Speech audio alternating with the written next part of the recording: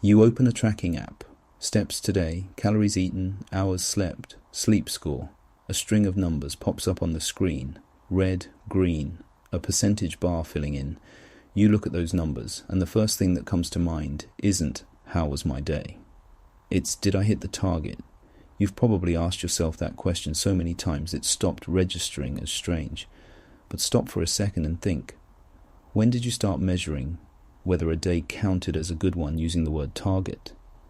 The loudest slogan of this era is probably some version of become your best self. Live authentically. It sounds warm, motivating, like an invitation to get closer to yourself, to find some fuller, truer version of who you are. But follow that sentence far enough and you find something counterintuitive. It quietly splits what used to be one whole thing, you, into two. One half holds the standards, the data, the authority to grade and inspect. The other half is the one being graded, inspected, forever, a little short of good enough. You think you're pursuing yourself. What you're actually doing is using one half of yourself to supervise, correct, and remodel the other half. Like a boss watching an employee who never quite hits KPI, except the boss and the employee happen to live in the same body. Once this split starts, it doesn't stop easily because it comes with its own momentum. Once you start treating your body, your emotions, your energy as a functional object requiring constant monitoring, calculation, and adjustment, the most direct, most alive connection between you and that body gets severed. Eat when hungry, rest when tired.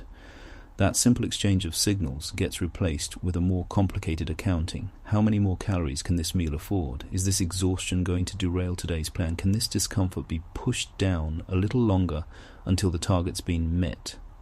The body stops being you. It becomes a project in your hands that needs to hit its numbers. The harder you push for that project to succeed, the further you push yourself into becoming a bystander standing outside your own body, watching coldly, assigning grades, writing feedback, deciding whether to keep treating it this way tomorrow. You might even feel proud when you hit the target, without ever noticing that pride comes from managing a body that was supposed to be yours as if it was someone else's property. The most insidious part of this arrangement is that the day of revolt never comes. Older forms of exploitation at least had a clear enemy. You knew who was squeezing you. You could get angry, resist, confront a specific target, demand an explanation. This time the oppressor is you, and the oppressed is also you. You can't declare war on yourself, because the voice that would declare it is already part of the mechanism doing the oppressing. It will even use the tone of "I'm doing this for your own good" to talk you into staying compliant. So this kind of self-exploitation never arrives with a sudden moment of clarity, a jolt of waking up. It spreads the way lukewarm water does, 1 degree at a time, silently, until you've lost the most basic ability to sense yourself. You no longer know when you're actually tired, actually hungry, actually happy. All you have left is a data set telling you what you're supposed to feel.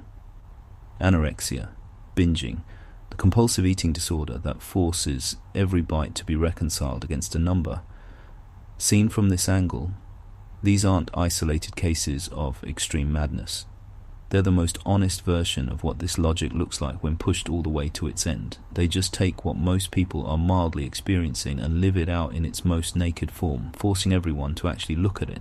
You think you're pursuing a better version of yourself. What you're actually doing is training yourself, day by day, into something that no longer needs to be treated with kindness.